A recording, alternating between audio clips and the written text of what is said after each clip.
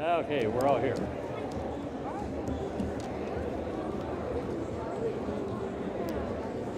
Good afternoon, ladies and gentlemen. Can you hear me at the back? Could you raise your hand if you can hear me properly? Good. Much better sound this year than last year. Welcome to the 2016 Annual General Meeting of your West Bank First Nation Advisory Council. My name is Gord Couch, and I'm the chairperson of your council. The Advisory Council consists of members elected to a 3-year term. The next election will be held in the fall of 2017. It's about 15 months away. Right now, I'm pleased to be able to introduce the current members of your Advisory Council and the districts they represent. They're also going to be up here on the screen. First of all, let me introduce the Vice Chair, Ms. Bonnie Semenuk. Bonnie? Bonnie represents the Lakeview District, first elected in August of 2011. The districts that she represents include Tuscany Villas, Golden Homes, Pine Ridge Estates, Pine Villas, Boucherie Road, and the Elk Ridge community. Secondly, Councillor Ludwig Tigraber over here. He represents IR number 10. Ludwig was first elected in 2005 and is in his 11th year. The districts he represents, the IR 10, West Harbor, Lake Ridge Park, Campbell Road, Kelowna West Estates, Nancy Way Village, Scenic Valley, the West Point Mobile Home Park, and Royal Heights. Next, Councillor Terry Turkin, the Okanagan District. Terry? Terry was also elected in 2005 and is now in his 11th year.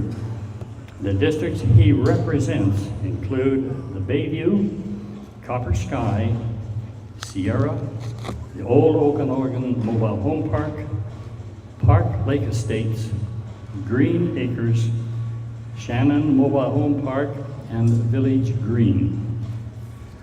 Our next councillor, Councillor Kathy Graham. Over here, Kathy. Kathy is from the East Boundary District. She was elected in 2014 and is in her first term. She represents Crown Estates, Tesora Arca, Sage Creek, Talons, Westview Village, Berkeley Estates, and the McDougall Creek Estates. Yours truly, I represent the Prairie District. Like I say, my name is Gord Couch. I was first elected in August of 2011. I'm now in my second term. The districts I represent include Grandview Terrace, Westlake Gardens, Sonoma Pines, and Sun Village. We like? Thank you. What does the Advisory Council do? We get asked that question fairly often. Your Advisory Council meets regularly and it's responsible for, but not limited to, a review of proposed West Bank laws or amendments to West Bank laws that directly and significantly affect non-members living on West Bank lands or having an interest in West Bank lands and providing comments to West Bank. We assist the WFN's Chief and Council and the WFN administration staff in preparing the annual budget for local government services which are funded by property taxation, which you people certainly are well aware of. What does our council do? We provide advice and information to non-members like yourselves living on West Bank lands or having an interest in West Bank lands. We hold information meetings, receive and consider petitions for non-members living on West Bank lands or having an interest in West Bank lands on matters that significantly and directly affect them. We provide feedback and express concerns of non-members to the Chief and Council where it is appropriate and useful. As your advisory council carries out its role, we are assisted by a number of WFN staff and department heads. We appreciate and acknowledge the information and support they provide to our council throughout the year. Many are here today manning the various booths, and we encourage you to visit them. Let's give them a big hand because they're helpful.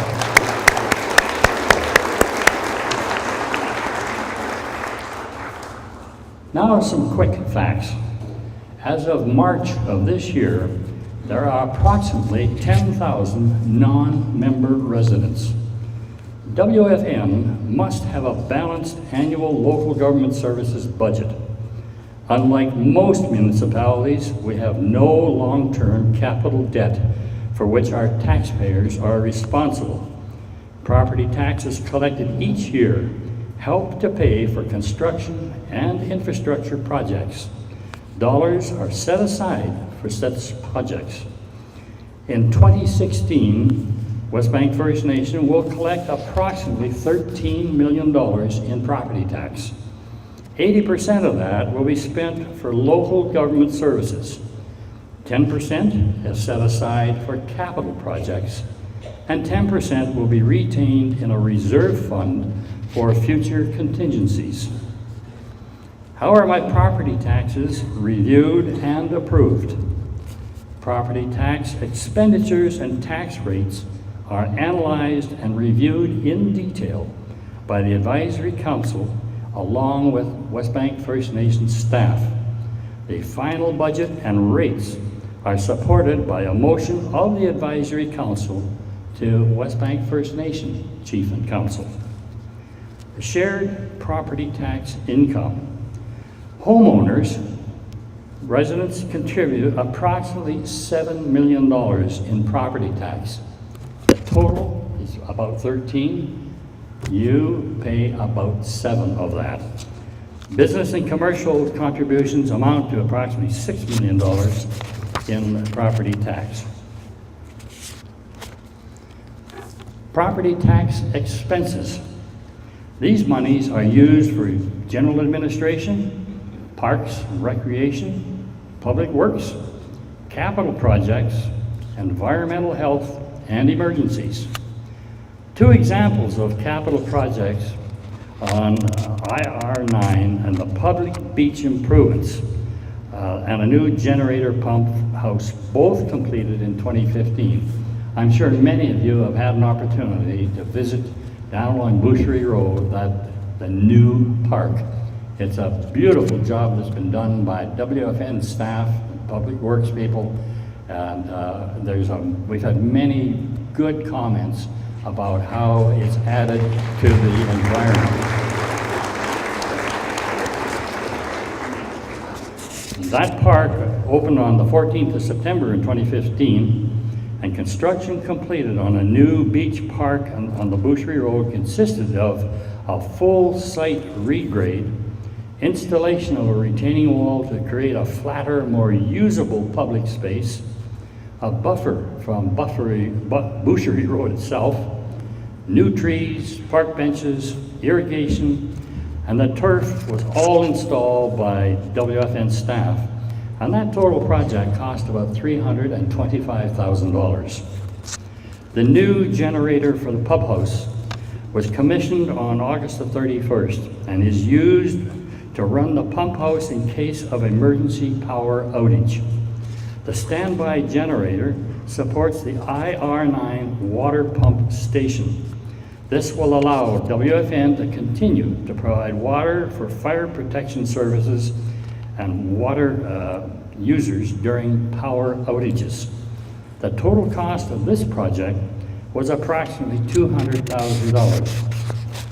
At times, I'm sure some of you wonder, what does it cost for some of these waterworks projects? As an aside, I can tell you, Between meters and the equipment is used, it is horribly expensive, and it doesn't get cheaper with the years as they go by. We also pay money to the City of West Kelowna and the Regional District for shared expenses, and they're related to the transit system, library services, sewage treatment plant, and operations, fire, ambulance, paramedics, and emergency operations services. We might also mention Communities in Bloom. We were winners at the National Communities in Bloom Conference, the 11-year partnership with the City of West Kelowna, and this past year, we won all the marbles. Congratulations.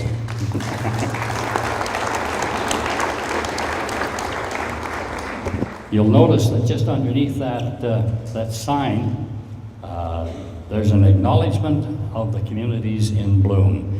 That was just recently installed. Let's talk about planning and development. It's considered to be absolutely essential. It's a forward-looking document, and it's the key to development of lands to ensure the highest and best use of the lands. This year, WFN began to develop a comprehensive parks plan, which includes plans for walking and bike paths. Westbank First Nation is the only band in Canada to have an Economic Development Commission. Good for them.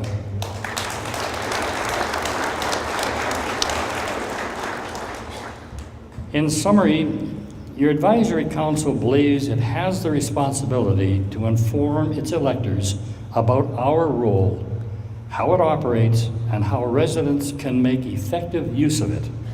We also want to encourage qualified individuals to stand for election. Yes, we are elected every 3 years. The next election is only about 15 months away. We believe that to be qualified to stand for election, you should have an understanding of what's required and expected of a member of the WFN Advisory Council. To learn more, talk with your Advisory Council district representative. Any of us, attend an Advisory Council meeting and review the WFN Advisory Council law, which is available to you on the WFN website. We also invite you to come to our booth, which is over here at the entrance, where we'll be available to answer your questions. And if you want more information, access our Advisory Council page via the Westbank First Nation website. It's easy to get onto. It's www.wfn.ca and touch on Advisory Council, HTM, then Residents-Advisory Council. For anyone interested in learning how easy it is to find us online, please stop by our interactive booth and you can simply and easily learn how to access our site. We've got a couple of computers over there, and I know some of you have dropped by already this afternoon to take advantage of that. It's quite easy, and we encourage it. There's a lot of good information there. Our website has been updated to be user-friendly and answers most questions. Before I finish, we need to make some special thanks. You've seen some young people, young ladies and gentlemen, youth in purple shirts, the WFN snowboard team, and the WFN Youth Council are in hoodies, and parking attendants and golf cart drivers for volunteering at this evening's event. We appreciate their help, and a big thank you to them.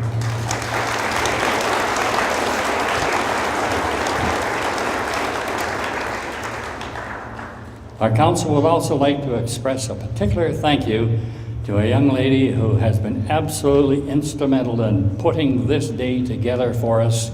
The support and help that she has given to us is never ending. Jennifer Bellingham, sitting right here. Thank you, Jennifer. One other person we're certainly happy to see here this afternoon, in addition to Chief Louis, Councillor Brian Eli. Brian, step forward, put your hand up so people can see you. Thank you for being here, Brian.